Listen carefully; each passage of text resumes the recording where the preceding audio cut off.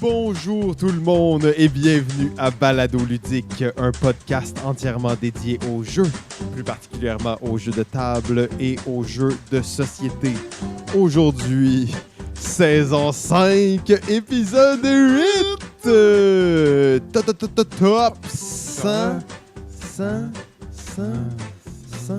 30 à 21. JF et Simon au micro.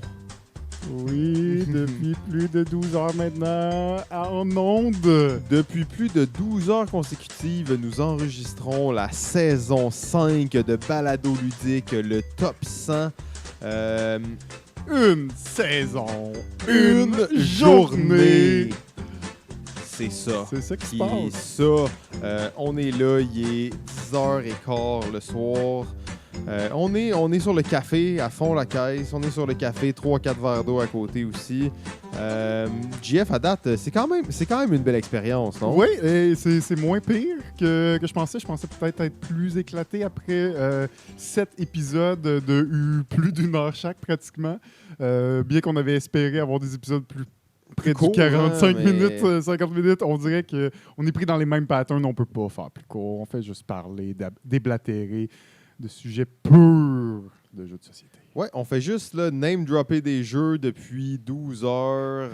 Vous, ça fait près de 10 semaines que vous écoutez ça. Merci beaucoup d'être avec nous. Cette saison-là est un peu spéciale, hein. Vous savez, on aime expérimenter sur les codes, on aime jouer, on aime tester des choses. Dites-vous qu'aujourd'hui, on teste quelque chose de pas mal unique qui fitait vraiment bien là, pour les projets qu'on avait avec cette saison-là. Bien entendu, on va revenir au mois d'octobre, au mois de novembre avec une formule un peu plus standard. On ne sait pas exactement Avec ça des va être quoi. invités, Avec des invités, avec des entrevues avec des gens qui ont des sujets et la fin de saison classique. le party de le fin de beach saison. Exactement. Là, vous comprenez qu'on avait des raisons particulières de faire ça. Et c'est ça. Hein, on voulait juste voir personne. Non, c'est pas vrai. On voulait juste expérimenter un peu et c'était plus simple pour nous. Je sais pas trop si on va vous dire la même chose dans 2 épisodes. On est rendu à 8. Étonnamment, c'est le plus... Moi, je croyais qu'on allait en faire 8 aujourd'hui. J'ai toujours cru qu'on allait en faire 8 et pas 10. Donc, c'est peut-être le dernier qu'on va faire. Ben non. Plein de café. C'est ça l'important. On est encore là jusqu'à 2 heures du matin avec vous en ondes non-stop. Board game. Absolument, que du jeu. Mais je pense qu'on va commencer sans plus tarder, à moins que JF, j'aimerais ça que... Qu'est-ce que tu veux? Il faut commencer. Okay. Ok. Qu'est-ce qu'il y a? Oui, non, c'est correct. On va commencer, mais là, on fait le 30-21. Ouais. Je me demandais qu'est-ce qui caractérise là, cette dizaine de ton côté. On est 30, là, on commence à être dans le très sérieux. Hein. 30 jeux, c'est une poignée de jeux. Vous mettez ça chez vous, 30 jeux, ça a l'air de rien. Vous remplissez même pas une calax avec ça. Même pas une petite calax. En fait, je te dirais que sans en parler trop, mon top 20 est beaucoup constitué de peut-être plus vieux de jeux que j'apprécie beaucoup, qui sont sortis il y a peut-être plus longtemps, donc au moins 3 ans. C'est beaucoup de ce type de jeu-là, alors que dans mon top 30, dans le fond, dans le 21 à 30, il y a plusieurs jeux qui sont beaucoup plus récents, qui datent des 3 dernières années, disons. Parce que, un top 10, c'est aussi des jeux qui... oui, il y en a quelques-uns des plus récents, mais c'est aussi des jeux qui sont là parce qu'on y a joué beaucoup, qu'on les apprécie depuis longtemps, qu'on a peut-être appris à les apprécier. Plus, c'est peut-être des nouveaux jeux. Des fois, on a peut-être peur de les mettre trop haut, de les surévaluer après 1, 2, 3 parties, alors qu'après 5, tu le mettrais peut-être vraiment plus bas. Donc, des fois, on essaie de pas trop être susceptible aux nouveaux jeux, là, à la crise des nouveaux jeux, puis de toujours penser que les nouveaux jeux sont meilleurs que les anciens. On est peut-être un peu conservateur à ce niveau-là, mais c'est pour ça que cette liste-là est peut-être un petit peu plus enclin vers des jeux plus récents que le reste de ma liste. Mais ce sera à voir. OK. Ben, sur une même lancée, moi, je dirais dans mon top 30, il y a 1 ou 2 jeux que j'ai pas joué énormément. Quand je dis énormément, je parle pas de 30 fois, là, mais je dirais dans mon top 30, la plupart des jeux, j'y ai joué plus de 5, 6, 7 et presque toutes au moins 10 fois, en fait. Donc, c'est des jeux là, que j'ai un fort attachement. Il y a peut-être 3 jeux là, que je suis moins en contrôle, que je suis moins sûr s'ils vont rester là, que ça fait un peu plus longtemps que j'ai joué. J'aurai la chance de vous le mentionner à ce moment-là, mais sinon, c'est pour la plupart tous des jeux que j'ai joué beaucoup et que je sais qu'ils vont rester là un petit bout. Là. Nice. Commençons sans plus tarder. Sans plus tarder avec la BGG. 30e position. C'est ça sur BGG. La 30e position à ce jour, c'est le jeu Blood Rage. Le jeu Blood Rage. Le jeu Ben oui. Blood Rage. Eric Lang, gros jeu de confrontation de vikings, mais pas très dense en fait. Assez léger, bien fait. On en a parlé déjà, JF, tu l'as mis dans ton top. Moi, je ne l'ai pas mis. Mais je pense qu'on peut s'entendre dans le style jeu de confrontation. Bien réussi. Tu peux perdre des combats et faire mourir tes troupes sans que ce soit trop dramatique. Ça peut même être une façon de faire des points. Jeu assez simple avec de cartes, avec quelques actions sur les cartes. Donc, je pense que c'est quand même très bien réussi. Je suis pas étonné de le voir aussi haut, même si dans mon cœur, il est vraiment pas aussi haut que ça, là, mais je trouve ça correct qu'il soit à peu près à l'endroit où il est. Ouais, ben on voit quand même 2015 qui a quand même persisté. Exact, top 30. Ouais, c'est une belle position. Moi, je pense que ouais, c'est mérité. C'est mérité. Mon 30e jeu est, si je me trompe pas, c'est le jeu le plus récent de mon top 30. Sorti en 2018, il s'agit du jeu Keyforge. Keyforge du génie Richard Garfield, le jeu dans lequel on va acheter un deck préfet qui est unique au monde, qui n'existe pas ailleurs. J'ai joué beaucoup en vrai, j'ai joué beaucoup aussi sur Internet. Dans le style jeu de cartes, très intéressant. Jeu de cartes avec un deck préfet vraiment unique comme façon de penser le jeu. Bien entendu, il y a des decks qui sont vraiment moins bons que d'autres, il y en a qui sont vraiment broken.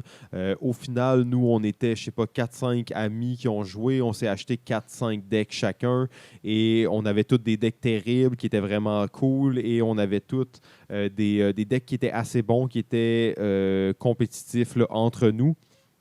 J'adore la particularité du jeu est qu'on va avoir 3 races par deck. Et au début de notre tour, on va toujours choisir avec quelle race on va jouer.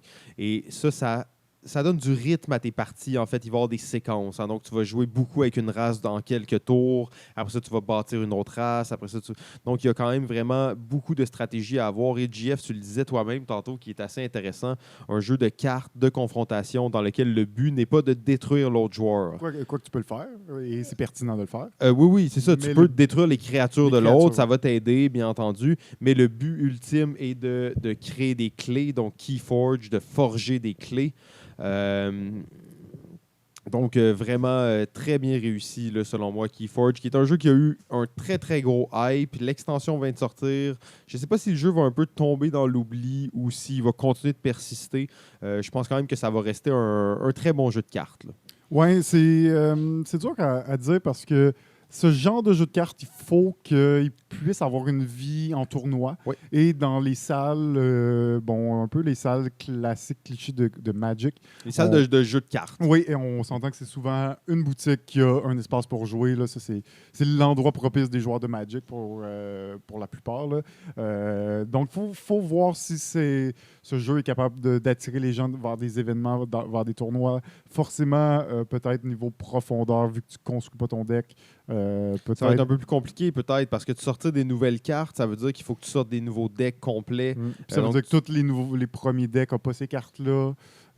Donc, il y a quelques conflits, une difficulté de c'est pas un pérennité. Ouais, c'est ça. Exact. C'est pas un collectible. Ça reste qu'on a beau chialer sur le fait que Magic, c'est du pay to win puis que c'est du collectible. C'est quand même un des aspects qui fait en sorte que c'est encore joué 20 ans après que ça sorti, là, pratiquement. Donc j'ai hâte de voir s'il va avoir cette même portée-là que Magic va mourir d'ici 1 an ou 2. J'ai déjà un peu abandonné le projet de mon côté, même si je trouve que quand même c'est un bon jeu de cartes et que je serais prêt à continuer de jouer, mais je ne serais pas dans ces fervents amateurs qui vont être présents dans les tournois et tout. Là, donc, Ouais, ben en fait, ce qui a tué Keyforge pour moi, même s'il est quand même dans mon top comme étant un très bon jeu de cartes, mais le fait que je joue beaucoup moins que je jouais, c'est Auto Chess. Donc, on a parlé beaucoup d'Auto Chess, qui est un jeu d'ordinateur, là, de draft et tout ça. Juste avant les vacances de Noël, en fait, j'ai passé mes vacances de Noël et la période avant les vacances de Noël à jouer à Keyforge en vrai et en ligne avec pas mal tous les gens avec qui je jouais. On jouait à Keyforge, je jouais en ligne à Keyforge, je passais mes soirées à jouer à Keyforge. Et au retour des fêtes, on m'a parlé d'AutoChess. J'ai joué une partie d'AutoChess et je n'ai plus jamais regardé en arrière. Mais ça reste que Keyforge a... pour moi, c'est un des jeux de cartes là, qui a une belle profondeur. Et je ne sais pas c'est quoi, en fait, la prochaine étape de ce jeu de cartes-là, mais je suis curieux de voir. Là.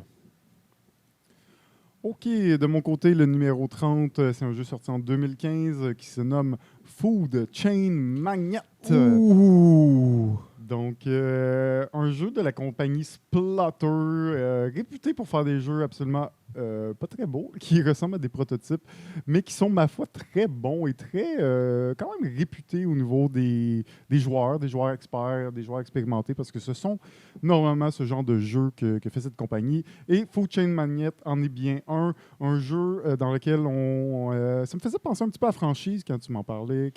Ouais, Là, la thématique semaines, là, rappelle beaucoup ça. Hein? Exactement, mais on est dans un type de jeu là, quand même assez différent. 5 grosses étapes à un tour. En gros, une des facettes intéressantes. En gros, on est là, on construit des chaînes de restauration rapide. On est là pour vendre des burgers, vendre des cokes, vendre des jus, whatever. Donc, on essaye de créer des business qui vont produire ces ressources-là et de faire du marketing dans le quartier dans lequel nos restaurants se trouvent pour qu'il y ait un intérêt. Parce que si on fait de la pizza puis on fait pas de pub puis personne ne veut manger de la pizza, on fera pas d'argent. Donc, il faut aussi augmenter l'intérêt de la population et il faut faire attention à la concurrence parce que forcément, d'autres joueurs vont vouloir créer le même type de produit et s'emparer de vos clients. En gros, une des particularités du jeu, c'est que tes actions vont être effectuées avec des cartes. Ces cartes, c'est tes employés. Des employés que tu vas pouvoir engager de tour en tour, qui vont rester dans ta main. Et à chaque tour, tu vas construire un peu l'arbre organisationnel de ton entreprise. Donc, au début, tu as un président. Ton président, il peut superviser 3 employés. Fait que là, tu vas t'engager un maître burger qui va créer des burgers. Tu vas engager quelqu'un qui va faire de la pub. Puis tu vas engager quelqu'un qui va, je sais pas trop, faire autre chose. Nettoyer ton resto. Je ne me rappelle plus trop. Mais tu vas engager des gens. Puis là, au prochain tour, tu vas engager des nouvelles personnes. Mais là, tu vas engager un manager. Fait que là, toi, le président, tu peux superviser le manager, mais ce manager-là peut superviser 2 autres personnes. Fait que là, tu viens de t'ouvrir 2 nouveaux employés que tu vas pouvoir engager. Donc, généralement, comme ces employés-là représentent des actions, plus tu as d'employés, plus tu vas avoir d'actions et de possibilités à ton tour. Donc, je ne vais pas rentrer le plus en détail que ça, mais c'est un jeu que j'ai adoré par sa thématique, par ses mécaniques super intéressantes et cette façon là, de construire ses personnages, son entreprise qui peut varier d'un tour à l'autre, mais qui, en gros, dicte tes actions. Je pense que c'est un jeu qui a beaucoup de possibilités stratégiques, mais c'est aussi un jeu qui peut être très, très punitif si on utilise mal les stratégies. Et c'est littéralement un jeu qui peut finir avec quelqu'un qui finit avec 50 points et l'autre avec 1000. Avec 1000, OK, ouais. Food Chain Magnet, tu l'as mis en 30e position. Et on parlait de coïncidence tout à l'heure. Si on saute directement à la 29e position sur BGG, on retrouve le jeu Food Chain Magnet. Je pensais en parler tantôt. J'ai vu ça, j'étais comme tellement proche d'un crossover. Très, très proche. Je pense que ça va être le jeu le plus proche. Peut-être, c'est possible. Et je dois dire, j'ai pas joué à ça. J'attends ce moment avec impatience. C'est une compagnie vraiment unique, en fait. C'est la compagnie Splotters Planen. qui est une compagnie qui fait des jeux depuis 1997. Mhm. OK, un de leurs jeux les plus connus avant Food Chain Magnets, c'était Roads and Boat, qui est sorti comme en 99, qui est un gros jeu épique là, qui dure des heures et tout ça. Et ça, c'est des gars qui font ça pour le plaisir. Hein. C'est des gens qui, c'est leur sideline de faire des jeux. C'est leur hobby. Ils travaillent sur des jeux de leur côté, très tranquilles, et ils éditent, produisent eux-mêmes leurs jeux, ils font des éditions très limitées de leurs jeux. Je ne sais pas à quel point ils sont distribués. Ils disent qu'ils sont toujours sold out, en fait, et les gens se sont plaints au niveau de Food Chain Magnet, justement parce qu'il n'y avait pas assez de copies, mais eux, ils ne sont pas dans ce mode-là, en fait. Hein. Ils font des jeux petite édition, des jeux très difficiles, des jeux qui ne sont pas faits pour être maîtrisés après une partie ou deux, des jeux que tu ne peux pas te permettre de jouer une partie ou deux parce que sinon, tu auras vraiment manqué l'essentiel. Ouais, ben je te dirais même dans les jeux, moi je connaissais pas Road and Bolt, mais j'avais entendu parler du jeu Bus sorti en Ouais, 1999 ok, parce ouais. que pour être pas tout à fait le premier, mais un précurseur au placement d'ouvriers, même si c'en est pas vraiment un, disons qu'il a ouvert la porte à d'autres jeux qui sont sortis plus tard. Et certains le considèrent comme le premier placement d'ouvriers, mais on est loin du placement d'ouvriers qu'on connaît maintenant aujourd'hui. OK. Et l'autre jeu, pour l'avoir vu en boutique, une énorme boîte, pas épaisse, mais énorme boîte, et c'est Antiquity. Antiquity, OK. Antiquity, ouais, qui est une énorme boîte, 2004. Le jeu est sorti, ça a l'air absolument génial comme jeu. Les quelques personnes qui ont joué m'en parlent. Toujours avec un grand bien et un jeu que j'attends encore de pouvoir essayer. Mais avec Food Chain Magnat, c'est le seul d'ailleurs de cette compagnie que j'ai joué. Je peux voir l'intérêt malgré cet aspect prototype. Ouais, ben, je trouve ça le fun parce que c'est pas des gens, c'est une entreprise qui est pas dans l'idée de, oui, leur but c'est d'être lucratif au final, de faire du profit sur ce qu'ils font, mais c'est pas de faire énormément de profit, c'est de faire un type de jeu très précis pour un type de joueur Pour très une niche, précis. puis de rentrer dans leur argent, puis de Et pouvoir en faire d'autres. eux, c'est ça, exactement. Et leur niche, à un certain point, a grandi, mais leur niche, c'est leur fanbase. En fait, c'est des gens qui les suivent depuis longtemps puis qui capotent là-dessus. Et là, une fois de temps en temps, ils vont sortir un hit qui va faire qu'ils vont être plus populaires, qui vont augmenter un peu leur fanbase, mais ils sont pas là dans des désirs de gros marketing et d'être présents partout et de tout ça. Non, non, ils font les jeux qu'ils veulent pour les gens qui veulent bien y jouer. Donc, je trouve que c'est une belle histoire là, d'une compagnie. Là. Ouais, puis Fortune Magnat, on dirait que c'est surtout le jeu principal qu'ils ont peut-être fait un peu plus connaître. Un Ouais. jeu qui, de 2015, là, pour une compagnie qui fait des jeux quand même depuis longtemps, mais un des jeux qu'ils ont fait peut-être plus connaître qu'il ne l'était avant. Là. Oui, effectivement. Bon, de mon côté, le numéro 29. Alors, on est vraiment dans la crème de la crème avec un jeu polonais absolument unique, produit par Portal Game, le jeu Legacy, le testament du duc de Crécy. Oh là là. Gros jeu d'arbre généalogique, en fait, une thématique très peu utilisée. On va vraiment bâtir notre arbre généalogique sur 4 générations. On va essayer, dans le fond, de créer la legacy du duc de Crécy. Le duc de Crécy, bon, c'est notre père à nous, et nous, on est les descendants. Et on veut créer les familles les plus héroïques. On veut que notre petit-fils se marie avec une princesse venant d'Espagne qui a participé à des œuvres caritatives et donc plein de choses comme ça. Une grosse dot aussi, exactement. On veut devenir gouverneur de telle chose. Donc, il y a vraiment beaucoup de thématiques là-dedans. Quand tu as un enfant, ça se peut que ton enfant il naisse bizarre, ça se peut que tu aies des jumeaux, ça se peut qu'il peut arriver plein de choses par rapport à ça. Tu veux dire qu'il naisse bizarre, tu veux dire qu'il meurt. Là. Oui, c'est ça, exactement. Okay, c'est bon. Exactement. Mais c'est un jeu qui raconte une histoire. Hein. C'est un jeu qui, à chaque partie que tu joues, tu vas sentir les personnages dans ta famille qui vivent leur vie, qui vivent une histoire, qui essayent d'accomplir le plus possible dans leur petite vie d'aristocrate. Là. Ah, c'était vraiment le fun. Je pense qu'il n'est pas dans ma liste pour y avoir joué trop peu. Mais oui, en effet, très cool. Ouais, gros jeu de combo avec plein de personnages qui ont tous chacun leur particularité, chacun des types aussi, donc il y a des synergies à aller chercher. Tu peux avoir une famille d'artisans, tu peux avoir une famille d'artistes, d'intellectuels, plein de belles subtilités là, dans ce jeu-là. Ouais, un beau jeu polonais. Un jeu Vraiment à la polonais, hauteur, plein de la règles un peu qualité. compliquées, un petit peu d'exception à gauche, à droite. Ouais, Très polonais. très, très polonais, effectivement. Alors, de mon côté, mon numéro 29, et je récidive avec un autre jeu de québécois du jeune prodige Thomas Dagenet. L'espérance, c'est bien sûr le jeu Décrypto. Oh, Décrypto, c'est probablement le jeu duquel on a le plus parlé de l'année 2019 au Québec, là. Ben oui, on le connaît aussi. C'est un ami, c'est un auteur très prolifique qui risque de nous surprendre avec plusieurs titres dans les prochaines années.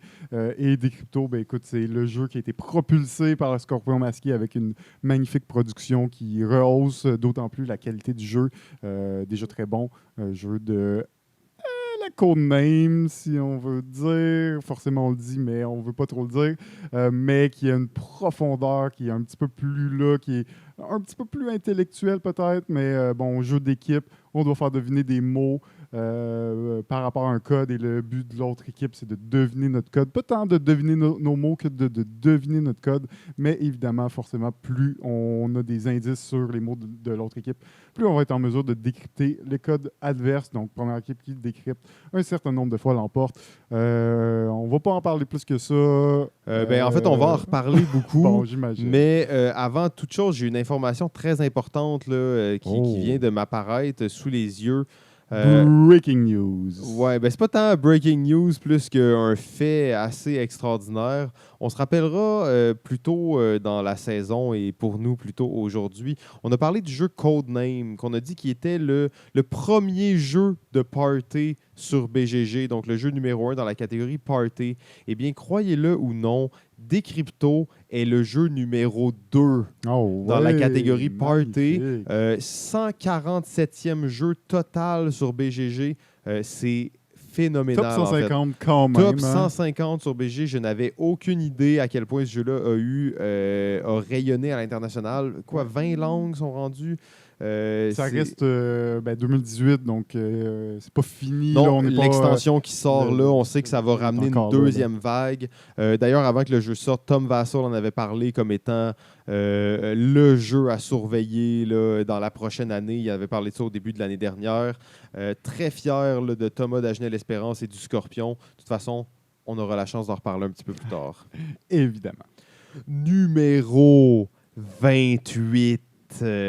Et sur BGG, en 28e position, on retrouve le jeu Mansion of Madness. Un autre gros Fantasy Flight qui se passe dans l'univers de Lovecraft, semi-coopératif, un contre tous, où maintenant même, je pense que, comme on disait, ce jeu-là se joue aussi avec une application au lieu de jouer un contre tous, donc il se joue comme un vrai co-op. Particularité de ce jeu-là, on est dans un manoir hanté. On va essayer, il y a plein de scénarios différents avec plein de monstres différents. Et une des choses que je me rappelle, ça fait très longtemps que j'ai joué, mais il y avait des mini-jeux. Il y avait plusieurs mini-jeux en fait qu'on devait faire pour résoudre des énigmes. Donc, mettons, si on veut reconnecter des courants électriques, bouger des switches pour ouvrir des portes. Plein de petits mini-jeux comme ça, des petits casse-têtes en fait qu'on devait faire là, avec du carton. Je trouvais ça quand même original à l'époque. Oui, exact. Mais ça fait très longtemps moi aussi que j'ai joué. Je me rappelle avoir eu une bonne expérience, mais j'imagine qu'avec une application, ça peut peut-être accélérer un peu le flow. Oui. Reste un de ces gros jeux massifs, mais très thématique, là, qui est très surprenant. Puis il y a plein de, comme tu disais, plein de petites mécaniques, un peu de mini-games super intéressants. Donc, ça me surprend quand même de le voir aussi haut. Ça me surprend à quel point il est encore qui est très populaire. Là, c'est vraiment la 2e édition. Donc, une grosse communauté de fans de Fantasy Flight et d'Arkham Horror qui vont voter massivement pour le top 100 de BGG. Numéro 28. Alors, en 28e position, bon, sur BGG, on le sait, c'est Mansion of Madness, Second Edition. Désolé, il est un peu tard. Et de mon côté, c'est le jeu du Docteur. Le jeu du Docteur, l'un des jeux les plus réédités de l'histoire du jeu, c'est le jeu Modern Heart du Docteur Kennedia, la quintessence du jeu d'enchères. On aura plusieurs enchères différentes à chaque tour et le but va être d'acheter des toiles d'auteurs, d'artistes en devenir. Et il y a une belle mécanique qui fait que la valeur des toiles varie en fonction de si les joueurs les ont achetées ou non. Ouais. Il y a toujours 5 artistes, dans le fond, puis à la fin d'une ronde, seulement les trois artistes qui ont vendu le plus de toiles dans cette ronde-là vont faire des points. Vont faire des points. Ouais. Donc, il y a une espèce de côté spéculation qui fit très bien avec la thématique de l'art moderne, justement. Jeu magnifique, hein, il y a plein d'éditions différentes. Il y en a qui sont terribles, il y en a qui sont vraiment très belles. La plus récente est très belle. La plus récente est magnifique, en fait. Donc, oui, très bon jeu d'enchères. 1992, ça fait quand même un petit moment, mais dans le type enchère, c'est que c'est un jeu d'enchères, mais les toiles ont des façons différentes d'être mises à l'enchère. Donc, des fois, ça va être une enchère standard où on tourne et chaque joueur a le droit de dire un chiffre. Des fois, ça va être une enchère ouverte où tout le monde peut dire des chiffres n'importe quand. Des fois, ça va être juste, on met l'argent dans le point, on révèle tout en même temps. Donc, il y a plusieurs manières. C'est comme une espèce d'exercice de style là, sur les manières de faire des enchères dans des jeux. Donc, très bien fait là, de la part du docteur. Très bon choix, très bon choix. Alors, de mon côté, numéro 28, un numéro 28 pour l'œuvre au complet, même si je ne les ai pas tous joués, mais encore une fois, une série de jeux qui se nomme Unlock, Escape Adventure, étant la première boîte, mais plusieurs nouvelles boîtes sont sorties maintenant de Unlock. J'aime beaucoup les jeux d'enquête, de déduction, d'énigmes, tout ça. Unlock innove en 2017 en étant un des premiers jeux dans ce style, donc à scénario assez court. Donc, c'est des escape rooms. Théoriquement, tu as 1 heure pour résoudre l'enquête. Et tu ne peux plus vraiment faire le scénario après, mais c'est pour ça qu'ils ont continué à sortir des boîtes. Je ne sais plus à combien de boîtes de Unlock qui sont rendues. Pour vrai, en ce moment, je pense que j'ai peut-être dû toucher aux 2-3 premières boîtes, mais depuis ce temps-là, de nombreuses nouvelles boîtes sont sorties avec plein de nouveaux scénarios qui ont l'air très excitants. Donc, j'aime beaucoup comment ils se renouvellent, comment ils renouvellent les mécaniques d'un scénario à l'autre. Tout ça en utilisant une application somme toute minimaliste, qui est principalement là pour calculer notre temps, mais qui va aussi nous permettre de manipuler des machines. Donc, c'est le petit ajout là, qui se rajoute au système de Unlock. Mais quand même beau système, malgré que ce ne soit pas mon préféré, quand même dans les assez élevé sur ma liste et dans mes favoris dans les jeux d'énigmes et d'enquête comme ça. J'avouerais que j'ai de la difficulté à comprendre le hype général autour de Unlock. Je sais pas pourquoi. J'arrive pas à accrocher. Je trouve le système limitant. Je trouve, même si les thématiques et les visuels sont superbes, j'ai toujours, on dirait, une petite réticence là, à me lancer dans Unlock. Je trouve que c'est un peu trop carré, trop régi comme jeu. Je sais pas trop. Je trouve le système de résolution un petit peu artificiel. Mais bon. Qu'est-ce que tu veux dire de résolution, d'additionner les cartes? Ouais, c'est ça, d'additionner les cartes, d'essayer de trouver la réponse en fonction d'addition de chiffres. Je trouve qu'à ça commence souvent à être ben ce chiffre-là, puis ce chiffre-là, ça se peut-tu? Puis là, c'est comme, je trouve qu'il y a beaucoup de méta-jeux autour du système, au-delà de la résolution réelle d'une situation. C'est ce que j'ai senti. Après ça, peut-être qu'il y a des scénarios où ça fait moins cet effet-là, mais j'ai toujours eu un peu cette sensation-là quand j'ai joué à Unlock. Oui, contrairement peut-être à Dexcape où cette sensation-là n'est pas là parce que le système... Il n'y a pas de système de résolution dans le fond. Tu l'as ou tu l'as pas. Là, vraiment. Alors que dans Unlock, le système, il est là, il est apparent, puis tu peux le trickster d'une certaine façon. Ouais, ou même que tu peux te planter avec ce système-là. Il est présent, je trouve, même par rapport à Exit, qu'on va reparler, j'imagine, un peu plus tard. Il y a un système, mais on dirait qu'il n'est pas autant dans ta face que dans Unlock. Là. Oui, et moins de chances d'erreur, je te dirais. Parce qu'une mauvaise manipulation, tu peux faire flipper des cartes que tu ne devrais pas flipper avant genre 30 minutes, parce que tu n'es pas rendu là. Mais parce que, bon, tu as fait une mauvaise manipulation, tu te retrouves à faire ça. Ça reste relativement, pas commun, mais c'est le genre de système qui est, à mon avis, peut-être pas complètement dummy-proof. Ouais. dire ça, alors que Exit est complètement dummy-proof. Tu peux pas faire une mauvaise manipulation ou pour vraiment te tromper avec le Peut-être système. tricher sans t'en rendre compte. Ou... C'est ça. Fait que, mais bon, ça reste, pour moi, ça reste assez original. Écoute, 2017, dans les premiers, maintenant, c'est comme commun, là, des jeux d'évasion, d'enquête, tout ça. Il en sort à la pelletée, c'est même plus spécial, mais reste que c'est un des jeux qui ont un peu ouvert la porte. Là. Puis ouvert la porte aussi aux jeux hybrides et à l'inclusion de technologies dans les jeux. Numéro 27, chez BGG, au 27e rang, on retrouve un autre jeu de Uwe Rosenberg. Favori de la foule. Un chez favori BGG. de la foule de BGG. A beaucoup de supporters là-bas. C'est le jeu A Feast of For Odin, qui est un jeu que j'ai jamais joué, mais qui m'a toujours semblé tellement cool, en fait. Il y a des façons de procéder dans ce jeu-là qui ont de l'air totalement différentes des autres jeux de Uwe Rosenberg. La façon de créer ton personnage et d'avoir tes pouvoirs et tout ça, d'acheter des cartes, d'acheter plein de... Il y a l'air d'avoir énormément de choses dans ce jeu-là, en fait. J'ai pas joué, donc c'est très difficile pour moi de me prononcer, mais chaque fois que je vois des photos, je suis comme, OK, ça a l'air vraiment unique, là. Ouais, un jeu que quand même... il y a eu son fanbase quand il est sorti. Les jeux de Uwe Rosenberg, souvent,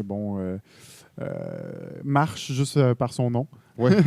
Mais c'est un jeu qui a l'air assez particulier là, dans son genre, un peu différent de ses thématiques agricoles un peu traditionnelles. Mais non plus, j'ai pas eu l'occasion.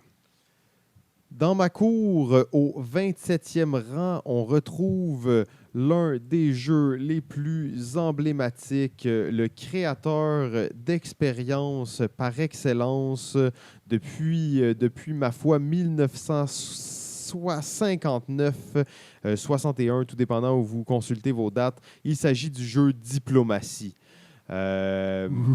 Diplomatie, on n'en parlera jamais assez. Chaque partie est absolument mémorable et unique. Un jeu d'une simplicité folle, mais qui démontre en fait à quel point le problème, c'est l'humain.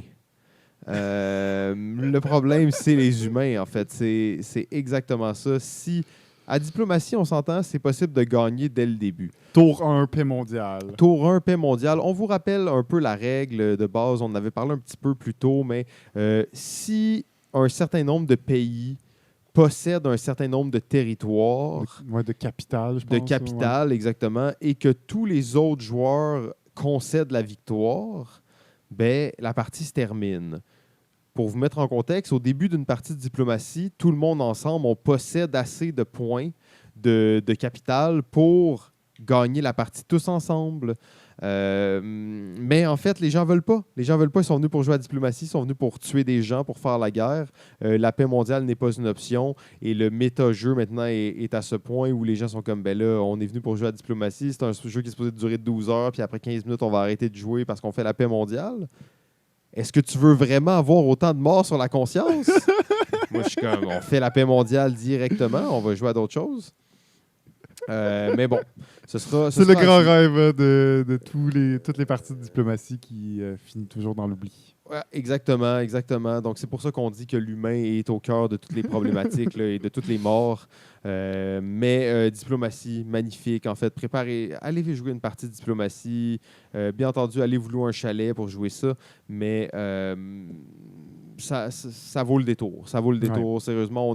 Il n'y a pas dans mon top tout ce qui est méga game et expérience un peu de grandeur nature là, qui dépasse celle du jeu de table, mais Diplomatie est probablement dans les plus proches du grandeur nature. Là, on a parlé de Two Room and a Boom. Il y aura un autre jeu un peu plus tard qu'on va peut-être voir, mais Diplomatie, là, c'est le genre de jeu que dès que ça commence, t'es plus toi. Le cercle magique se crée très facilement. Après un tour, tu es le dirigeant de l'Italie et tu veux absolument pas que quelqu'un aille à Piémont. Piémont, c'est une zone neutre et non, la France ne marchera pas sur Piémont. C'est important. C'est très important. Sinon, ça peut créer un conflit majeur entre l'Italie et la France. Et l'Italie et la France ne devraient coincer pas. l'Italie dans sa petite botte.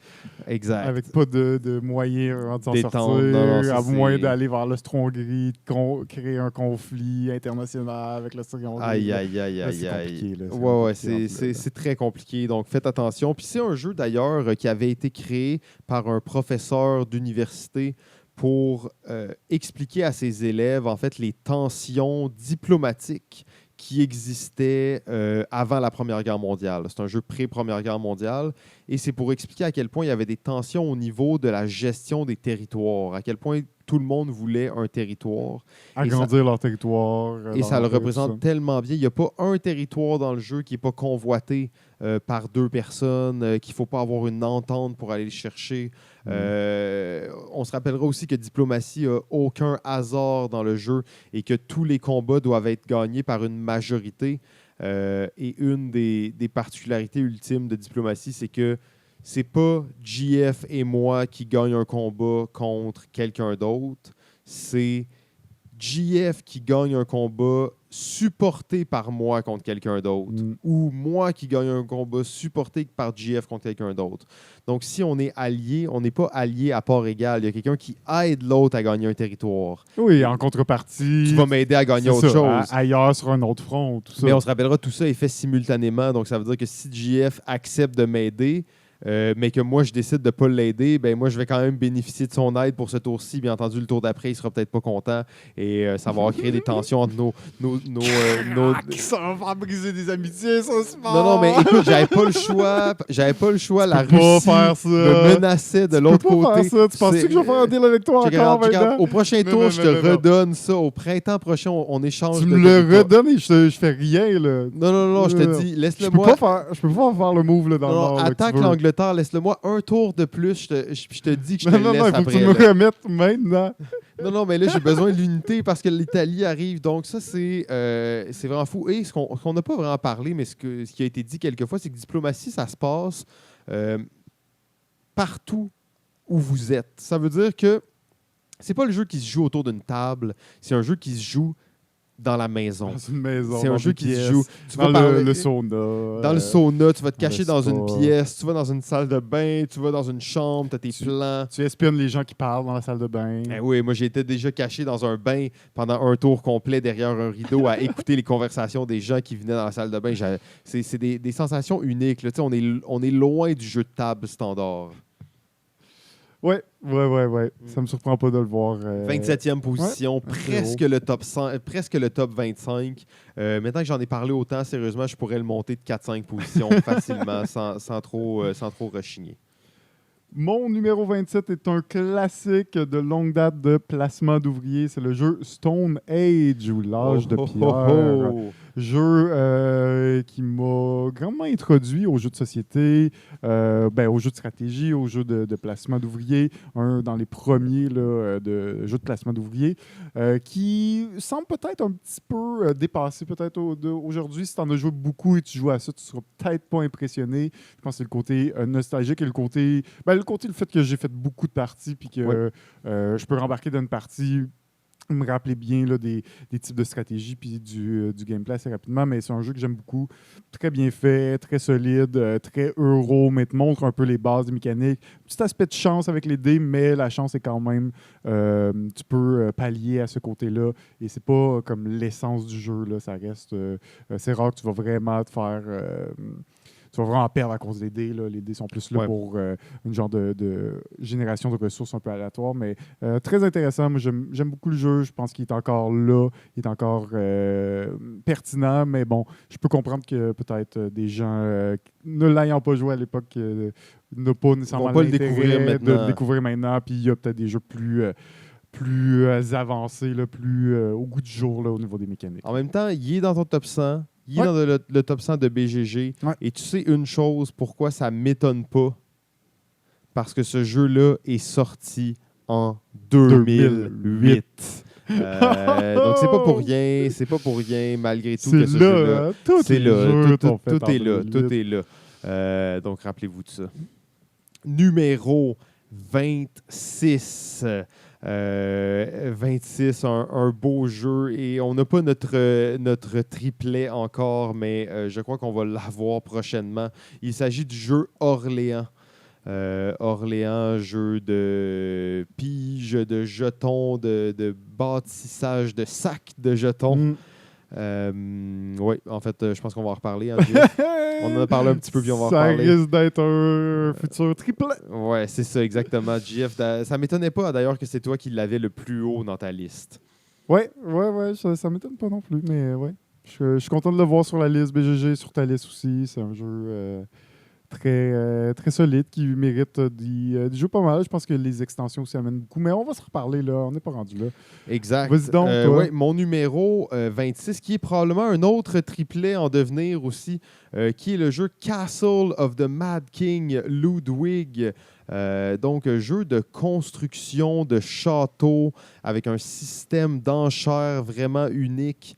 Et autre particularité du jeu, c'est qu'on va construire un château, mais quand je dis on va construire, donc on va placer des tuiles pour vraiment positionner notre château, mais les tuiles sont de forme vraiment inusitée. Ce n'est pas des beaux carrés qui vont aller à côté de l'autre, c'est des L, c'est des petites lignes, c'est des cercles, c'est des longs carrés, c'est des T. Donc on a vraiment toutes les formes différentes, ce qui va créer un peu une espèce de château Frankenstein devant nous.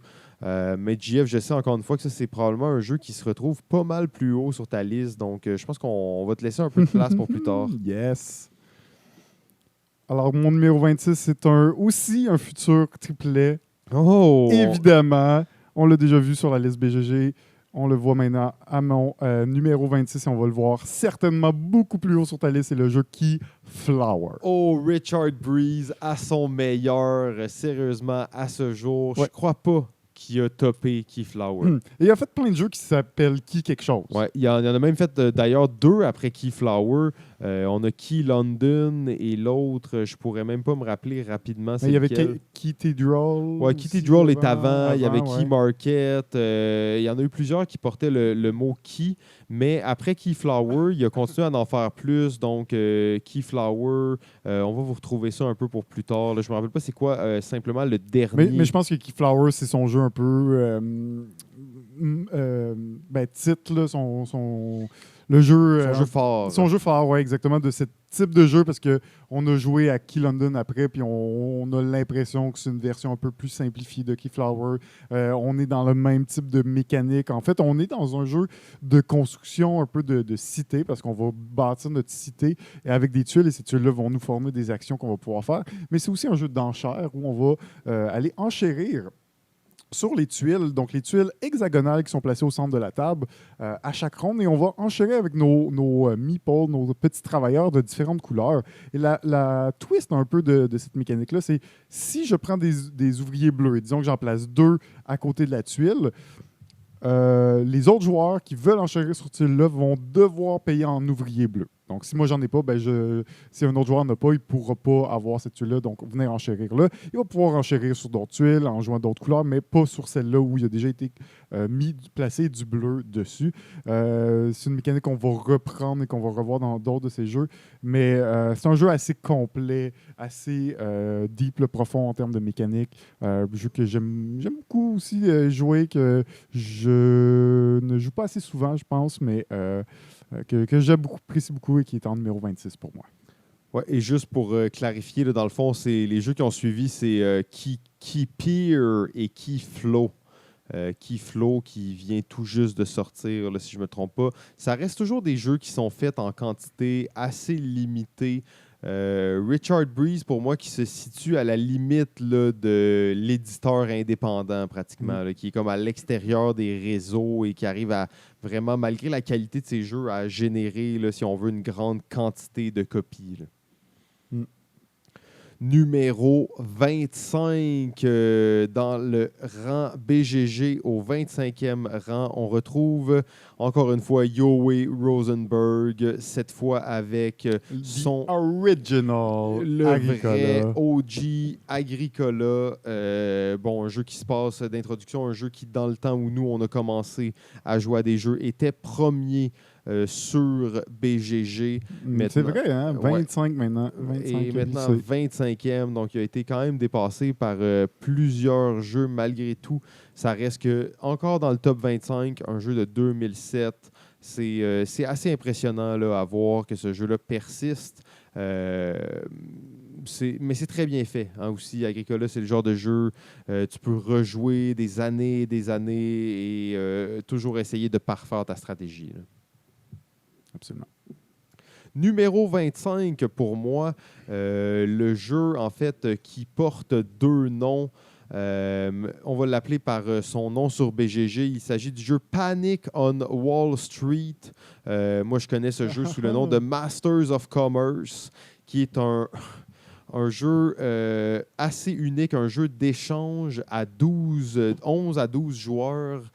Bon, ça peut jouer mettons, ça joue très bien à 6-7, mais prend encore plus d'excitation à 10-11. Jeu frénétique d'échange dans lequel les joueurs, il y a deux types de rôles.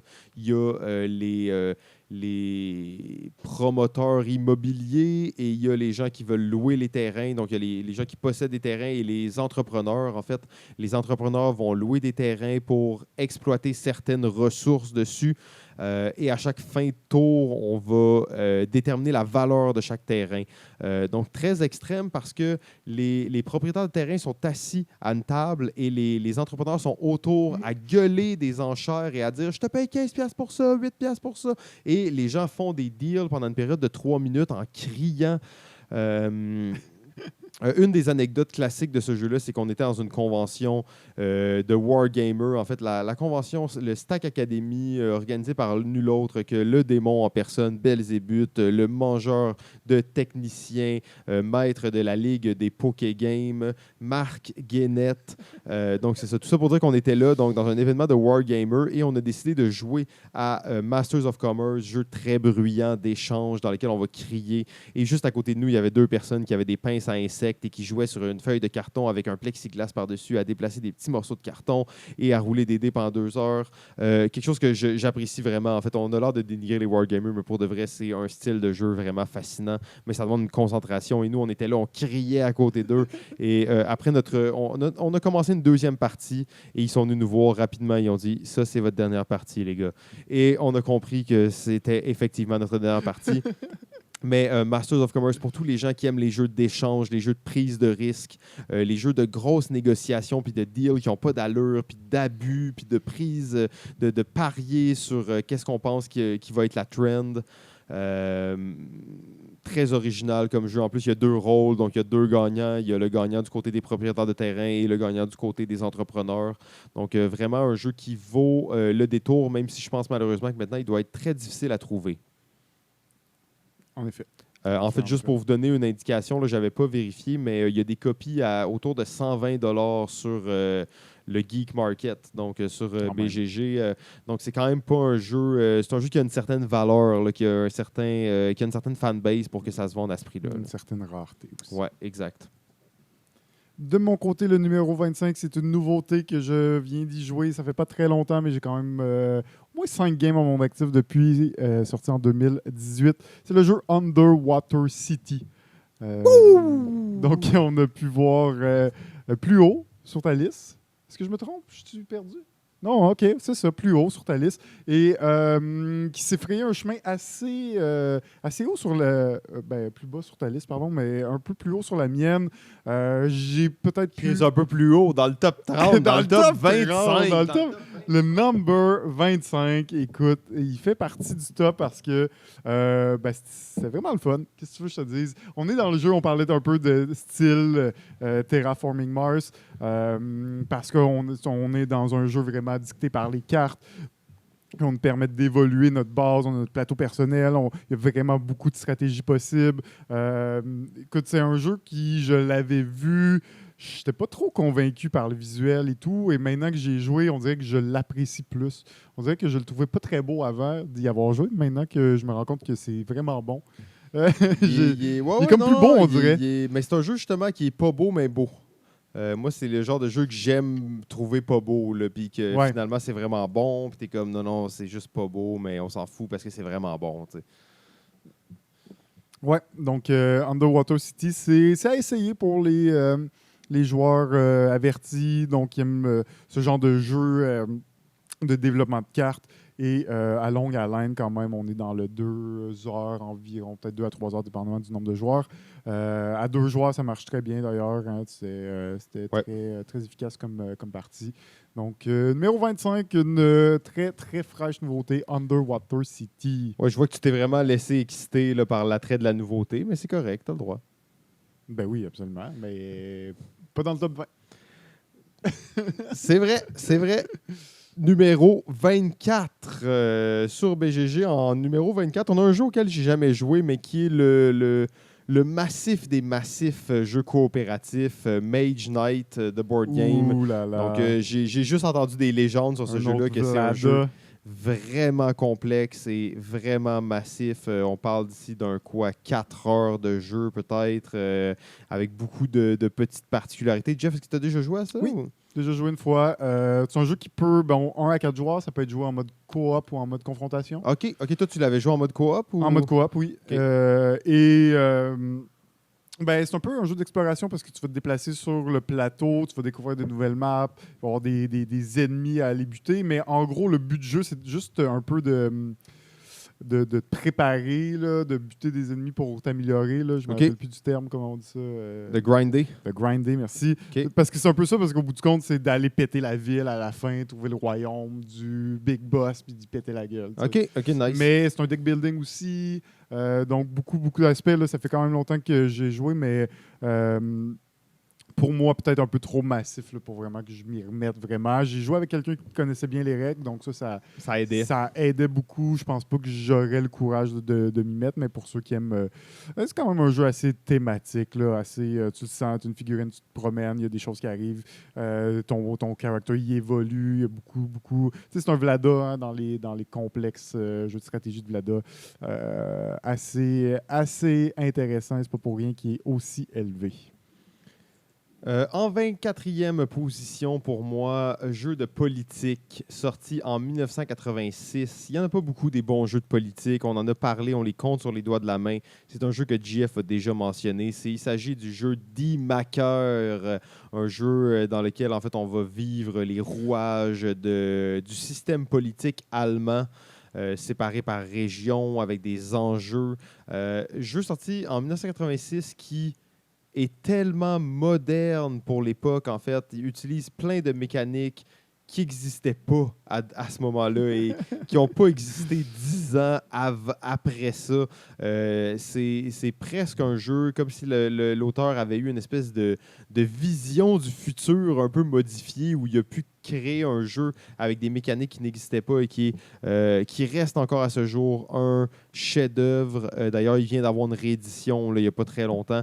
Je ne suis pas sûr qu'il est plus beau. Déjà qu'il n'était pas très beau, là, mais je suis pas sûr qu'il est plus beau.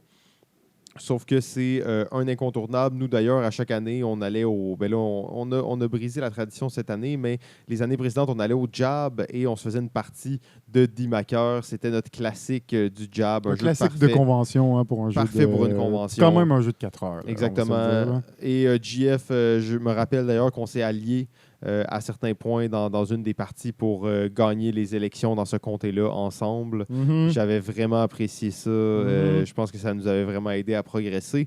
Ouais. Je trouve que c'est ça, le jeu au niveau des enjeux sociaux. C'est comme chaque comté a ses enjeux qui sont importants et toi, tu as ton parti et tu alignes tes enjeux en fonction des prochains comtés. Mais tu peux pas juste changer de gauche à droite, là, bien Non. entendu. Ton parti, il faut qu'il change graduellement. Mais tu as vraiment des convictions. Tu as Ouais, des cartes t'as des devant toi, puis c'est convictions. comme tes convictions. Ils tu peuvent capitaliste changer, ou pas capitaliste. Exact. Pro-armée ou pas pro-armée. Absolument. Tu sais, c'est comme... Ces convictions, tu peux clairement voir si tu un parti de droite ou de gauche, mais bon. Ouais, fait que t'as ça comme peut ta être très plateforme varié, là. électorale devant toi et tu as ce que chaque comté veut aussi. Et bien entendu, avec les médias, tu peux aller influencer ce que les comtés pensent. Vraiment très, très avant-gardiste comme jeu. En fait, ça m'étonne qu'il ne soit pas dans le top 100 sur BGG. Je pense que ça vient surtout du fait que c'est un jeu qui est malgré tout un peu méconnu. Là. Ouais, quand même un peu assez obscur. Peut-être que le fait après qu'il ça, vient très d'être niche. réédité va... Ouais, très niche Très aussi. niche pour un jeu de politique, un jeu allemand. Ouais, Très c'est ça. dry. Mais ça reste bon. écoute, ouais, moi aussi, ça me surprend. Je serais curieux de regarder c'est quoi sa position. Son rang global, c'est 237. Donc, Ok. il est quand même pas si loin. Il est quand même dans le top 250, ce qui est quand même très bon là, pour un jeu justement un peu plus obscur. Mais on va aller voir seulement 4800 personnes qui l'ont noté. Mm. La plupart des jeux dans le top 100 ont au moins 6-7 000 personnes qui l'ont noté. Donc, c'est un petit peu moins que ce à quoi on peut s'attendre. Mais D-Maker, pour moi, reste un classique. Là, 24e. Je suis vraiment content qu'il fasse le top 25. De mon côté, je pense que c'était un incontournable. De mon côté, numéro 24, une autre nouveauté, en tout cas, assez frais. Et c'est le jeu My Little Sides. Oh, JF, il met ça à un rang incroyable, presque dans son top 20, dans son top 25, assumé à 100%. My Little Sight. C'est tellement bon. C'est tellement bon. C'est tellement efficace. Je suis un peu d'accord avec les problématiques que tu disais, le fait que ça peut peut-être un peu trop court ou peut-être le fait que ça se finit peut-être un peu trop souvent en égalité. En même temps, c'est un peu la beauté du jeu, c'est tellement serré que tu peux le savoir là, que ça va se jouer à peu là, la fin. Puis des fois, tu prévois même le tiebreaker parce que généralement, c'est la règle de bris d'égalité qui détermine le vrai gagnant. Fait que souvent, dans la stratégie, tu es aussi en train de considérer cette règle-là. Tu essaies d'en avoir le plus pour essayer de la gagner, la partie.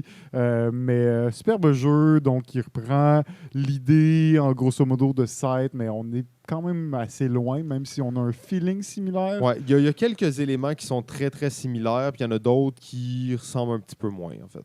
Ouais, je pense pour vrai, malheureusement, la problématique du jeu, c'est qu'il y a une tendance visuelle peut-être trop enfant, alors que ce n'est pas du tout un jeu pour enfants. Là.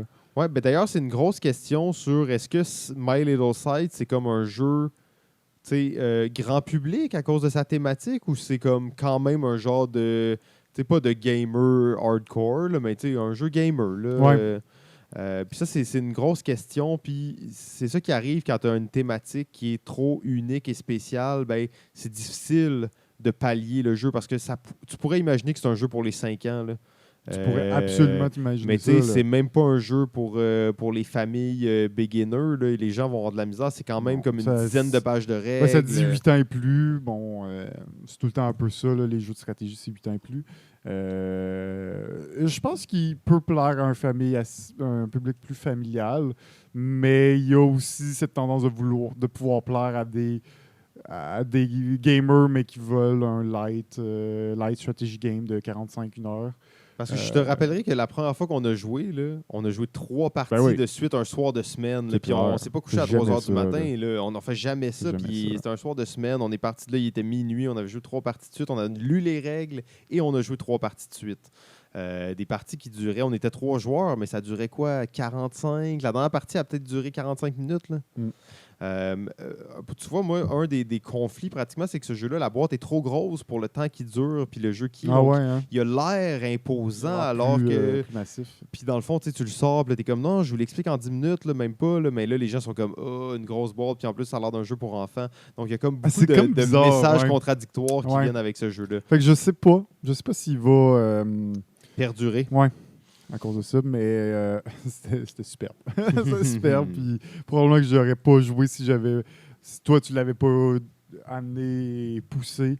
Je suis pas sûr que je l'aurais donné une chance à ce jeu-là, mais ça vaut la peine. Numéro 23. BGG met en 23e position de son grand palmarès un autre Uwe Rosenberg, en fait, qui est Caverna de Cave Farmer, donc le retour d'Agricola en fait en grande force, jouant jusqu'à 7 joueurs. Non. J'ai eu très peu de bons commentaires sur Caverna et pourtant il est si haut dans BGG. Encore moins à 7 joueurs. Toi, tu as joué à 7? Ah ouais, c'était ouais, mais c'est le genre de jeu, c'est facile de prédire que ça va être terrible. oui, c'est ça. Je peux imaginer que ça dure au moins 3 heures à 7 joueurs. Là. 7 joueurs en 1h45 drivé par AP qui nous pousse dans le cul pour qu'on joue. OK, puis est-ce que vous avez réussi à la jouer au moins? Ouais. Ouais. OK. C'est pas super. OK. Mais en même temps, bon, c'est ça. C'était correct, mais je suis pas particulièrement accroché. Non, puis je pense que pour les gens, puis peut-être même qui à étaient 3 joueurs, Ouais, non. j'ai pas, OK. pour moi, il y a trop d'éléments un peu trop. Peut-être pour les gens qui ont été très, très fans là, de Uwe Rosenberg, c'est comme un peu la quintessence. Il reprend plein d'éléments de plein de ses jeux pour créer un espèce de super jeu. La preuve, c'est qu'en fait, il est là, hein, 23e. Ouais. Si je me trompe Mais pas, c'est Caverna le... était un peu pressenti pour être le remplacement d'Agricola. Ouais, OK. Une version peut-être un petit peu plus updatée, moderne, mais tu vois qu'au bout du compte, Agricola est là en force, en 25. Ouais, puis c'est le plus haut de Rosenberg, en fait, 23e rang, Caverna.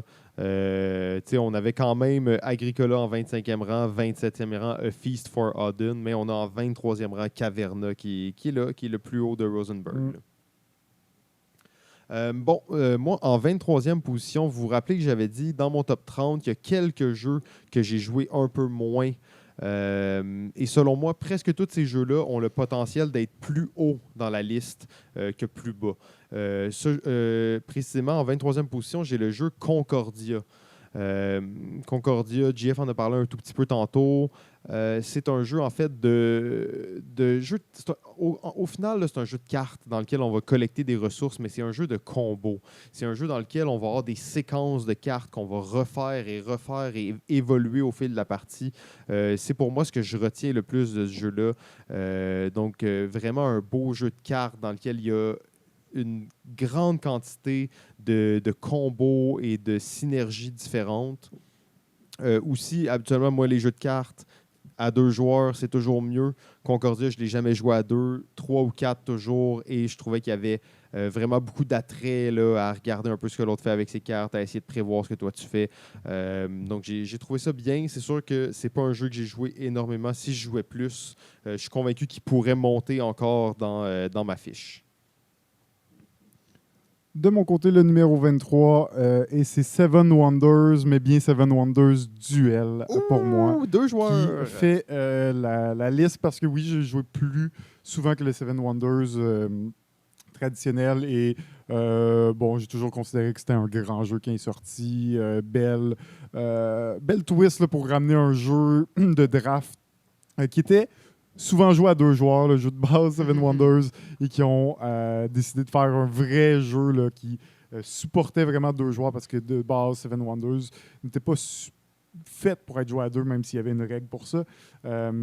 Donc, vraiment une belle implémentation du système de drafting de cartes, mais là, on est dans une pyramide qu'on va pouvoir... il va y avoir des cartes visibles, pas visibles, et dès on va révéler une carte, ben, elle est disponible à l'achat, et on va progresser comme ça dans la pyramide pendant 3 âges.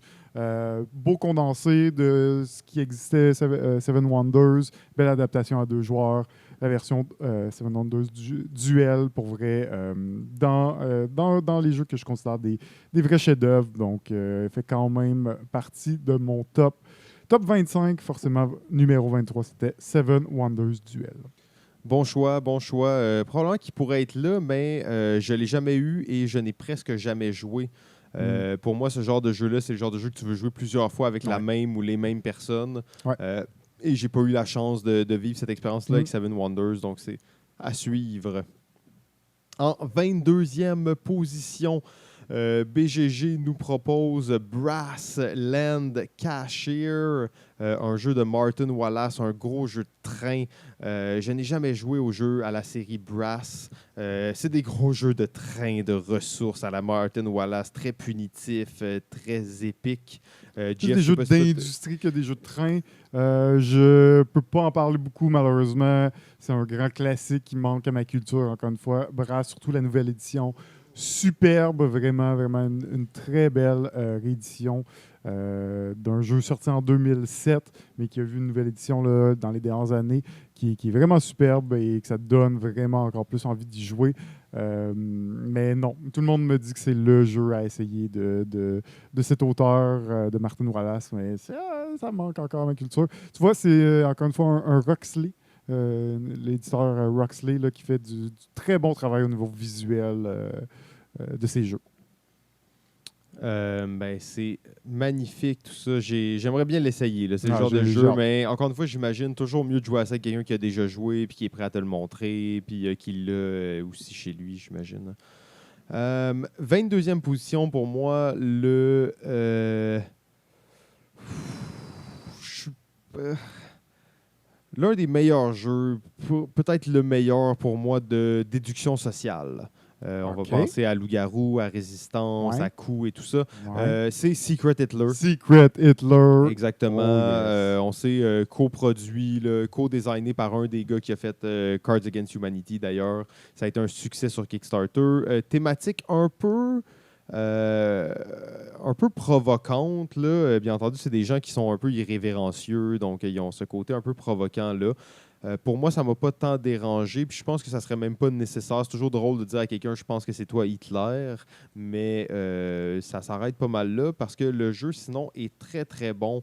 Reprend l'idée un peu de résistance, donc on sait pas qui va faire que nos missions, si on veut, vont échouer. La particularité peut-être de ce jeu-là, d'ailleurs, qui est souvent notée, là, c'est que bon, en gros, à chaque tour, on va voter pour certaines lois. Les gentils vont voter pour que ce soit gentil et les nazis vont voter pour que ça échoue, mais tout ça se fait secrètement.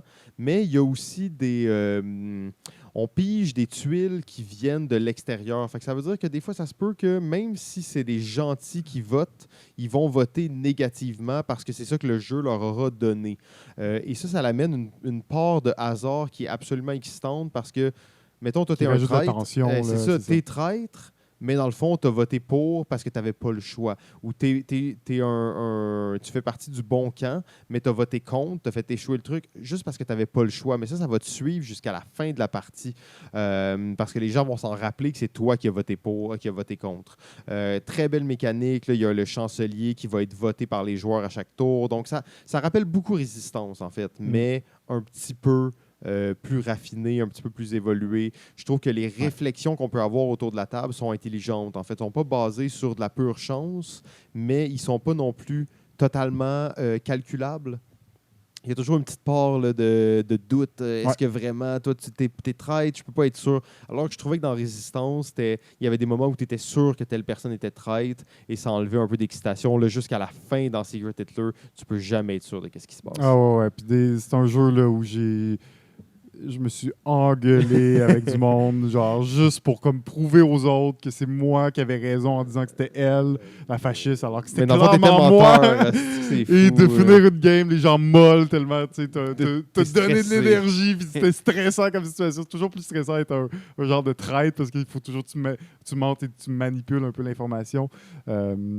Donc, il y a aussi le fait que, si je ne me trompe pas, les fascistes se connaissent entre eux, mais ne connaissent pas Hitler. Hein? C'est tout ça? Oui, c'est ça la twist aussi. Fait que les gens, les ennemis ne savent pas c'est qui Hitler. Donc, mais les ennemis savent qui sont les... Non, excuse-moi. Tout le monde sait... les fascistes, c'est Hitler qui ne sait pas qui sont ses alliés. C'est ça, exact, c'est ça. les fascistes savent qui est Hitler, mais Hitler ne sait pas qui sont ses alliés fascistes. Ouais, donc il est vraiment seul. Là, il faut qu'il... Exact. Donc vraiment unique malgré tout là, avec tout ça. Le matériel est très beau en plus, un plateau en bois. En fait, une espèce de titre chancelier en bois qu'on va mettre devant nous, président en bois, donc des belles cartes. Vraiment, moi je trouve que ça fonctionne très très bien. Là. Mon numéro 22, et c'est pour l'ensemble de l'œuvre, encore une fois, un jeu de déduction, d'enquête et de jeu d'évasion. Et c'est la suite et la série Exit. Donc, les jeux d'évasion en une boîte. Donc, Exit, qui se retrouve très élevé là, dans ce style de jeu-là. Jeu, et oui, destructible, mais qui en vaut quand même la peine. Tant qu'à moi, mécanique, comme on en parlait un petit peu, un système. Donc, la série Exit n'a pas d'application, contrairement aux séries Unlock, mais a tout un système là, de roues qui fait en sorte que ta validation est sûre d'être vraie, de ne pas te tromper, de ne pas tomber sur une mauvaise carte. Si tu fais une mauvaise manipulation, généralement, tu vas tomber tomber sur une carte qui va te dire tu n'as rien trouvé là ou c'est pas une bonne information. Donc, c'est vraiment bien hermétique, moins de chances de briser ou de bugger un peu le jeu. C'est un jeu où tu vas peut-être devoir déchirer le rulebook, découper dans les pages, briser le insert, le couper en morceaux, dessiner sur des cartes, checker Jeu par très la fenêtre. destructif. Donc, vraiment destructif. Contrairement à un jeu comme Unlock que tu peux jouer juste une fois, mais après, il n'est pas détruit. Tu peux juste le prêter ou le faire jouer à d'autres mondes. Celui-là, il n'est pas possible. Tu le gardes dans ta collection à vie ou tu le jettes. À toi de voir, mais belle série, je les ai pas mal toutes faites. J'essaie de voir, je pense que les plus récents, je pense qu'il y a 2 ou 3 boîtes plus récentes que j'ai pas encore faites, mais la majorité, je les ai essayées, assez variées, assez différents au niveau de la difficulté. Je trouve aussi qu'il y en avait des beaucoup plus faciles que d'autres. Donc, un peu variable, mais vraiment, ils réussissent toujours à trouver des nouvelles façons de renouveler l'expérience. Donc, j'apprécie beaucoup cette série de jeux Exit. Une horreur environnementale. Mais oui, j'ai beaucoup aimé, sauf que j'ai été traumatisé en fait après avoir fini ma partie, puis après avoir vu ce jeu saccagé après 1h15 sur la table. Je m'en suis pas Ouais, encore remis. je comprends. Mais je trouvais qu'il y avait des bonnes idées, qu'ils utilisaient bien le matériel. On va voir beaucoup de puzzles, de pliage, de découpage, de collage, ce qui est quand même assez intéressant. Là, Oui, la manipulation de plus ouais. que rajoute Le fait de Exit, découper, oui, exactement. C'est un autre niveau. c'est un plus sur les Unlock qui réussissent à bien faire avec les limitations de leur système. Mais bon, de se permettre d'aller vers le jeu destructible permet aussi une manutention là, humaine qui est très intéressante. Oui, oui, oui. Et nous sommes maintenant au dernier jeu Oh de my my! l'épisode 8, le numéro 21. J'espère que c'est un jeu important, là, que c'est un jeu sélectionné pour l'occasion. Ben là, en fait, Juste BGG avant nous d'entrer, propose premièrement un jeu très important et Ouh. sélectionné pour l'occasion, un jeu emblématique datant de 2002. Ça doit être un des jeux les plus vieux, en fait, qui se retrouve dans le top 20, dans le top 25 de BGG. C'est le jeu Puerto Rico, qui, à ce jour, reste encore une référence là, dans le jeu de, si on veut, de sélection d'actions au début d'un tour, d'actions communes pour tous. Donc, Puerto Rico, que je pourrais pas tant vous expliquer. Là, j'ai joué dans le temps quelques parties, mais... Quelques parties, franchement. Toi, tu as joué beaucoup, hein? Un chef-d'œuvre de Porto Rico. Parle-en pas, on va reparler pour vrai.